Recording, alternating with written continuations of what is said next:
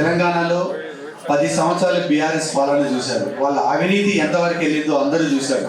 2.5 సంవత్సరాల కాంగ్రెస్ పాలనలో కూడా అవినీతి అనేది తారస్థాయికి చేరుకుంది.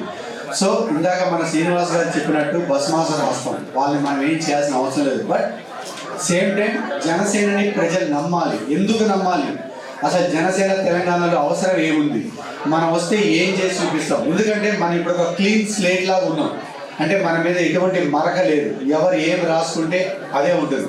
మన అధ్యక్షుల వారు చేసిన 2.5 సంవత్సరాల గవర్నెన్స్ ఆంధ్రాలో కూడా తీసుకుంటే ఎక్కడ ఒక చిన్న మచ్చ లేకుండా ఇండియాలోనే పంచాయతీరాజ్ శాఖని నెంబర్ 1 స్థానానికి తీసుకెళ్లారు. అటువంటిది మనం ఇక్కడ తెలంగాణ ప్రజలకు ఆ నమ్మకాన్ని కనుక మనం చూపించగలిగితే డెఫినెట్గా అంటే ఇప్పుడున్న 2 పార్టీలు కాంగ్రెస్ బీఆర్ఎస్ కాకుండా 3వ స్థానంలో జనసేన ఉంటుంది, డెఫినెట్గా ఉంటుంది. అలా ఉండాలి అంటే మనందరం కష్టపడి పనిచేయాలి, కష్టపడి ముందుకు తీసుకెళ్ళాలి, ప్రజల సమస్యల మీద గొంతెత్తి మాట్లాడాలి.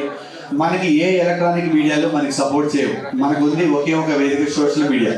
సో సోషల్ మీడియా వేదికని చాలా బలంగా వాడుకోవాలి. మనం బలంగా వాడి ప్రజల సమస్యలని గవర్నమెంట్ వినేంత వరకు మనం ముందుకు తీసుకెళ్ళి మీ లోకల్లో కానీ, మీ వార్డులో, మీ బూత్లో, మీ గ్రామాల్లో, మీ విలేజ్లో, మీ మండలాల్లో ప్రతి దగ్గర కూడా జనసేన కార్యకర్తలు ఉన్నారు. వాళ్ళందరినీ సంసిద్ధం చేయండి.